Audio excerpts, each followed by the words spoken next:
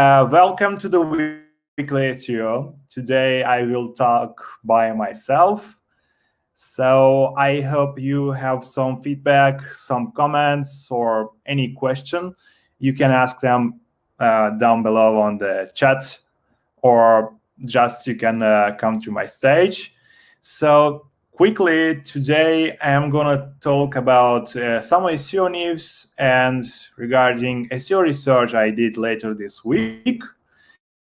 So I wanted to talk actually about Google Sandbox because this week was a little bit unexpected things. So I wanted to join this weekly SEO. So I hope everyone will enjoy it. Hey, Marina. Hey. In 1 or 2 minutes, I will zoom my screen and then we will start. How are you doing, everyone?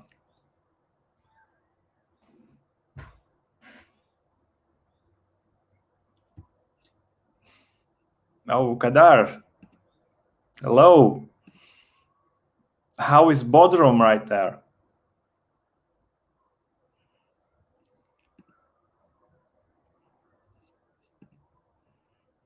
Mm-hmm.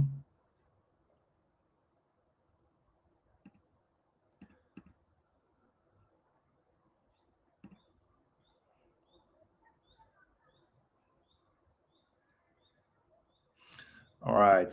One of my colleague. Hey, Adam. All right. Still on the road. Great. So I will start in a bit. Firstly, by zooming my screen, and then to introduce myself. I actually introduce myself every week with my colleagues, but today I am alone, so I will try my best without anyone, but it will be hard because I'm speaking with myself. So if you have any question, you can ask them. Feel free, please. So I am director of SEO at Boostros. A part of what I am doing is this weekly SEO shows every week on Friday. So I am the showrunner of the weekly SEO. And today I'm gonna talk about some SEO news, which 4 of them is hear this out loud feature on Google, which is new on desktop, Google image search versus Google Lens, because there was a tweet from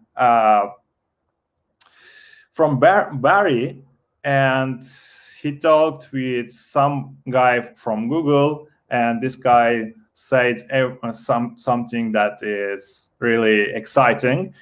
And then new option on Google Search Console, and right after that, this week's biggest announcement, June core update. So Google come with a algorithm update, which started yesterday and will roll out, we'll finish it in 2 weeks, about 2 weeks. So right after that, I will talk about the SEO research I mentioned in the beginning. It's about a brief analysis of the SEO results of Memorial Day from history.com. So, like I said, if you have any question or comments, feel free to add them here. So first things, let's start with latest news on SEO. First one, like I said, is hear this out loud feature on Google. It's on desktop. So when you search for something, it's, by the way, Google is testing it, still is testing. I didn't see yet, but some of folks saw it already. Brody and Pravin, or any from Twitter, like I saw, there is some guys which saw that on Google. So basically, when you click to this feature, you will hear this paragraph from Google. Not everything on the content, but just this one.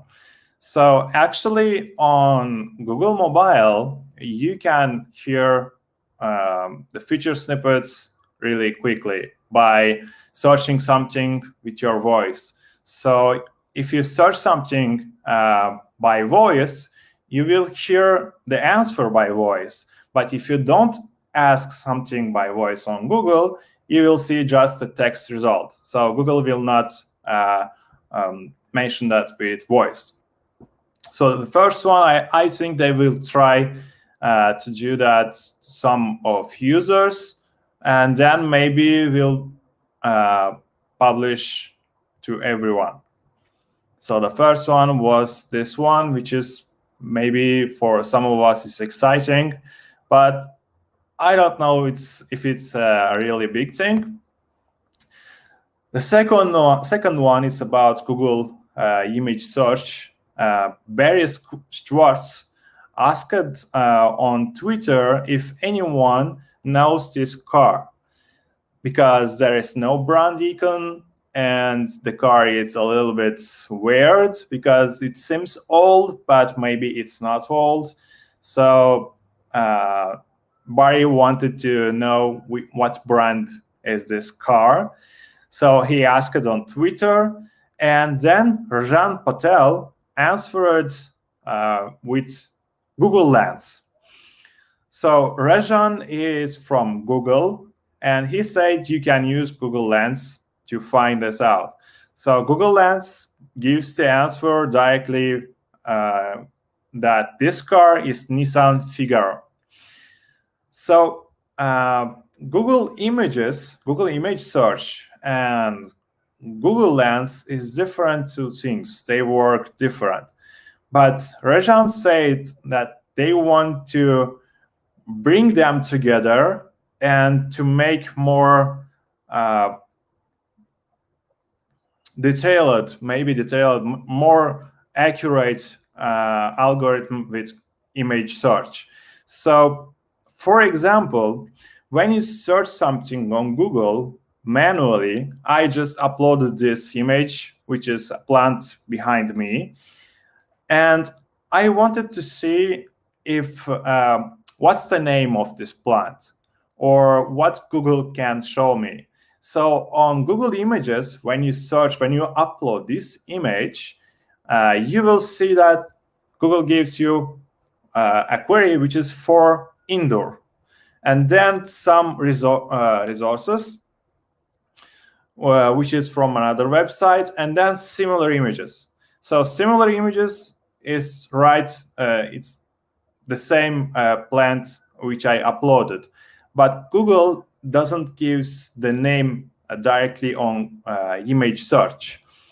So like I said, image search should be more, they should improve that, because they don't give some details about plant, which plant is that. But Google Lens, when you open Google app on your mobile and take a picture of that plant, Google gives you some examples. And the right one here is dragon tree, because it's very similar, and I know it's my plant, and there is some details about this. So usually Google Lens is using to find out the same product. For example, I am looking for the same modem on internet, and I want to buy this one. So if you don't know the name of the modem or any book or any clothes, you can take a picture with Google Lens and you will find out directly on Google. So Google Lens and Google Image Search is different two things, but Rajan say that in the future, which is soon, they will try to bring them together and to make more impressive search results. So, hi Carol and hi Yunus, I see you are here. In the beginning I said if you have any questions, feel free to ask, because today I am alone, so I speak with myself today. All right.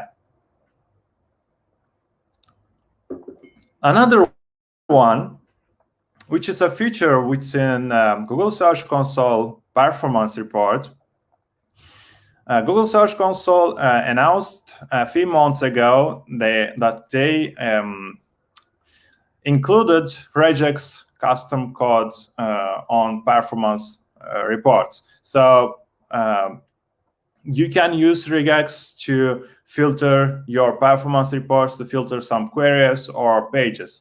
Now you also have doesn't match regex. So if you want to use these two at the same time, they included also doesn't match regex option within Google Search Console performance reports. So I don't know specifically what kind of reports you can find out with doesn't match regex, but I'm pretty sure that it's something logical for us, but I didn't find why they included that. So if you have any thoughts on that, you can comment them, like what kind of report I can find out with doesn't match regex. All right, so this week's biggest news is actually about core web vitals. About core updates. So we expected actually to go to holidays because it's summer outside. We expected to have more time. We expected, like we had the last 3 weeks until page experience is coming, but Google announced that on June, this month, and on July, Google is bringing us core updates 2 times. So it was unexpected, but it's, as always, announcement. So they are trying to make websites more like, they are trying to give users really good search results. So, for example, you expect to see more traffic on your website, more revenue, more leads after these core updates. Not just SEOs, but clients actually expect that from us. So when I see that an algorithm update is coming, my expectation is to see the best part, the favorite part that I am really engaged with, log file results. So assume that you reduced indexed URLs, which was for example, theme pages or really doorway pages or some bad pages on your website. So you remove them from Google Index. And right after that, Googlebot started to crawl your website more. Your website has more, right now, more time, more efficient crawl budget. So Google is trying to enter your website more than before. So log analyzers it's about that. It's about how many times Googlebot is enter your website. So if you reduce its indexed pages, you actually maybe don't expect that Googlebot will enter your website more. But in some cases, you will see that the graph on events of log file is rising. It's because Googlebot now have more time to crawl and to index your pages. So it's not actually there is more pages, more new pages, or some updates. It's about because you did some optimization on your website. So of course, traffic is a good thing after algorithm update. Of course,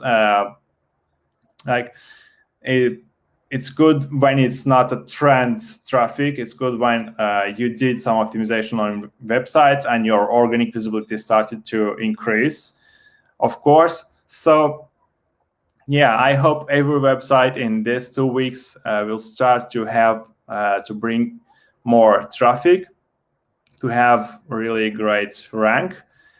And I just want to say you that you need to keep in mind something which Google is mentioned in their website. Core updates don't affect the whole website's organic performance. And I quote sentence from Google source, which says that these changes may cause some pages that were previously under-rewarded to do better. So they saying that if a page wasn't crawled before, if a page was crawled, or if a page was crawled how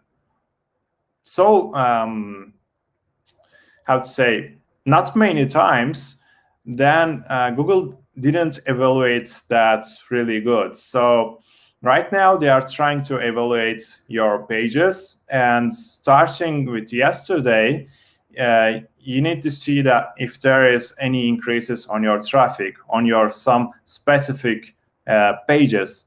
Don't look at the whole website's performance, because sometimes it might be because of the trend, because of your brand queries increasing in search volume, etc. things. So look at some specific pages, because those specific pages maybe was evaluated this time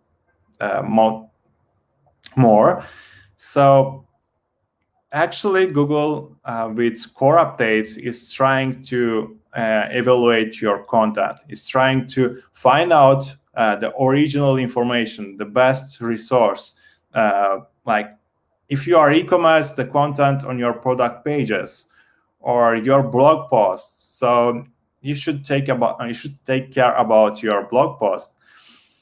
For example, today I came across Mary Haynes' podcast episode, where she's mentioned about a really good example, which is chocolate toxicity in dogs. So she said that you have a really good detailed content, but if your dog has ate chocolate, for example, I ate chocolate, then I am trying to find out best results. I'm trying to find out really quickly. But I don't want to read a lot of content. I just want to see if that is a problem or not. Just I want to see the answer of my question. So there is no need to be a really detailed content. There is no need to be the best page speed of your website. There is maybe no need a lot of backlinks for that pages, because users is trying to find out the best result. It's trying to find out the answer of their question. So they don't need to have a really long story about just one topic.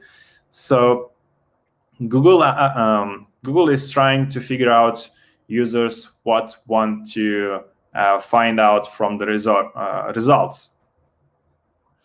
So it's more about content, and it's more about your infrastructure. It's more about your really, if you have internal linkings well structured, because Google will crawl your website more efficiently, etc. So I just wanted to do a search on Lumen. Lumen is actually a project of Harvard's Berkman Center for Internet and Society. So it's from Google, Google's resource. They say that Lumen works with a variety of international research partners to offer information about the global landscape of Internet takedown requests. So Lumen posts and analyzes different kinds of requests to remove material from the Internet, including requests based on copywriting claims. So I just wanted to search duplicate content, which is mentioned duplicate content in these reports. There is 10,000 results. which a lot of them has the same topic. Entire blogs are being stolen, duplicate content, they duplicate post content without our knowledge. So actually there is researchers, like it said here, they report these websites on this platform.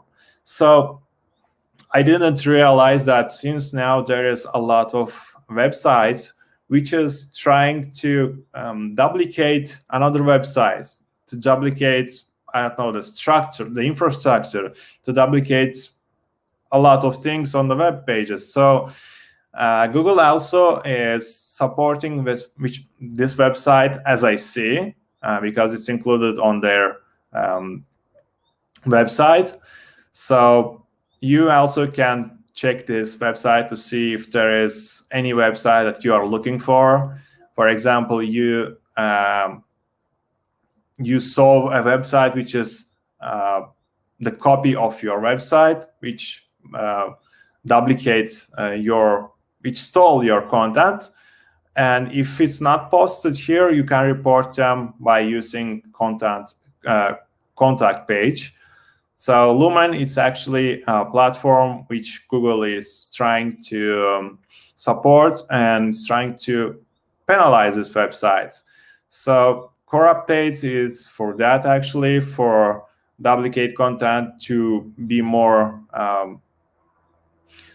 accurate with the website, which website is doing these things, these bad things, these black hat SEO things. So check this Lumen website and see if there is any websites that you are caring of. So as I see, there is no question, but I can go through right now maybe to the brief analysis of the SEO results of Memorial Day, which is a really special day for the US. So the story behind this, actually, I wanted to see what Google has in their search results about Memorial Day, which website is ranking first. So I saw this website twice last year too, which is history.com.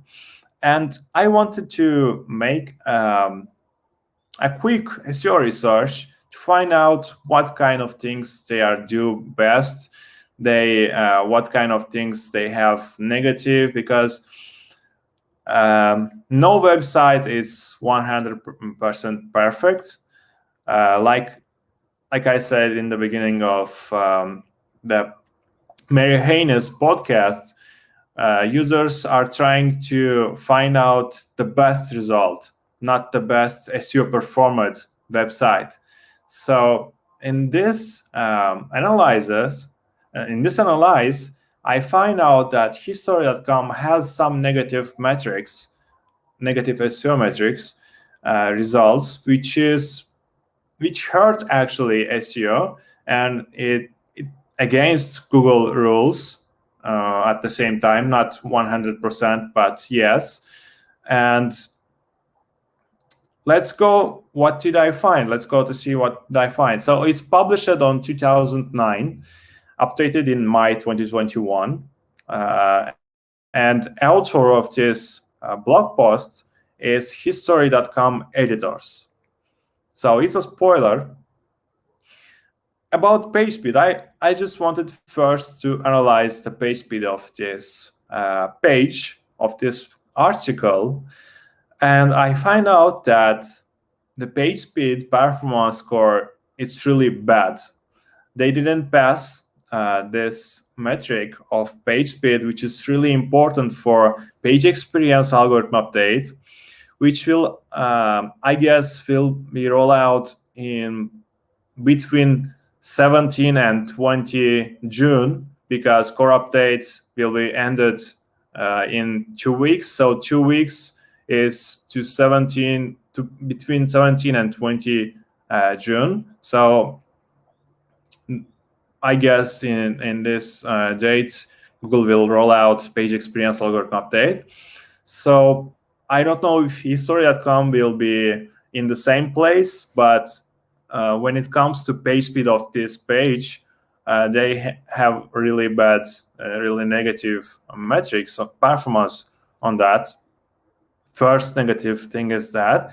So I wanted to dive a little bit deeply on that, not too much, but I saw that in div tools of Chrome, you can go through network and you will see there is a really loop in their transfer data over the network. So you will see that when you scroll the page, page is loading really endless. So I tracked over 2 minutes of loading time, but when I finished this blog post, which I published on LinkedIn, by the way, I wish you could click this link on this video, but it's impossible. So I will share this presentation after the live stream on the description section. So you can check the details there, but I included almost everything in here because it's, like I said, it's briefly. So it takes a lot of time, and the loading is actually a loop because it's loading continuously, so it doesn't stop. It's about their resources, it's about their scripts. So ads, they have a lot of ads. They have, like, as I counted, is 4 ads, which one of them is sticky. And it also goes against Google's page experience guidelines, page experience algorithm update, to mention that.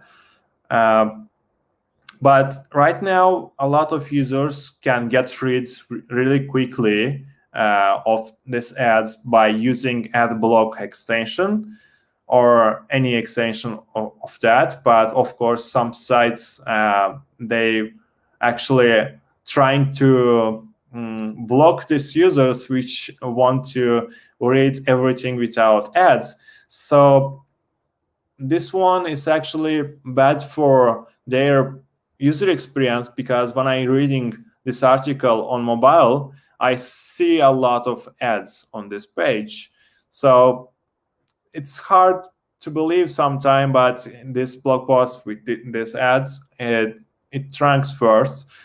So I wish they will stay in the first place, because it's a good content, it's not bad content, but when it comes to SEO metrics, they have some negative results on that. So it's a little bit neutral, but one time Bill Slawski said that Google is caring about who is the author of an article. In case if it's sensitive article, of course, about health or something like that. But when it comes to Memorial Day, I think this is the case. This is the case of sensitive content, because Memorial Day is something. It's something about history. It's something about a country's history. It's about people. It's about names. It's about years. It's about date. It's about a lot of things. So I guess it's sensitive, but I don't say History.com's article it's wrong. It's actually a short article which they mentioned some things which is really important for many of the US people. And there is not a lot of content. There is image, there is a video, and there is some information about this, which is updated, I guess, every year. I didn't check out why they update that, but they update it every year. So it's also neutral social signals, because they are mentioned in a lot of social media websites. Which one of them is Twitter. They were mentioned thousands of times, hundreds of times, of course. I didn't check out thousands, but hundreds of times on Twitter for Memorial Day, which is included history. So for Google, it's not the case that social retweets or social likes will be ranking factor. So the URL has been changed in 2014, which is also neutral for this website in this case. But in some cases, it's really hard to believe that will not affect the SEO of this page, because changing URL is something that could be a negative result after that. But in the beginning, I shared the image where I mentioned that this article was published in 2009. So Web Archive has just results starting from 2014 for this URL. So I guess they changed the URL after that. And about body content, like I said, there is not much content in there in this article. There is about 600 words in their body content, and no matter how many words the content has included, because as far as I remember, when I used Google Plus, I saw John Mueller shared a really exciting thing, because it was the beginning of my SEO career, and I reposted it everywhere. So John Mueller mentioned that on Google Plus, high word count isn't the fact that your website will rank better. So it doesn't. You don't need to have a long story about this Memorial Day. If you have the best content which users are looking for, then it's enough. So also, this blog post has a historical rank, which is positive somehow for SEO. According to SEMrush data, which I filtered here for January 2015, they ranked on the fourth place on Google. So usually when we SEOs see that there is keywords ranked in between 4 and 10, then pretty much Google will evaluate that in the future for top 3 search results, because this keyword is relevant to the web page, to the website, if it's domain or subfolder or subdomain, no matter. They will actually, maybe in the future, if you do some optimizations, you can rank first, or you can rank in the top 3 search result for this keyword. So as far as I saw, that they in 2015 they was ranking fourth for this keyword, Memorial Day, which has a lot of search result, search volume, sorry. So they are not just have a history for their ranks. They also, it's not a Google ranking factor, it's just a tool metric, but based according to Ahrefs metrics, URL rate of this page, the same page, is 79, and they have a lot of backlinks, which is 13,000. Yeah, 13,000 backlinks from over 2,000 domains. And this page, by the way, has over 400 keywords. So they bring traffic. They are visible for over 400 keywords for the just one page. So it's actually about when you make a brief for copywriters, you make brief for 3 keywords maybe, but Google will not evaluate this this content for 3 keywords. So you need to keep in mind that when you create a brief, you need to create with some synonym keywords, because Google also is looking for synonyms on the content. Google is looking for paragraphs, it's looking for subheadings, it's looking for images and videos and etc. So when you have this on the page, Google will evaluate you for dozens of keywords. And by the way, Wikipedia is ranking, they rank second for the same keyword. And I saw that Wikipedia linked on the anchor text to history.com.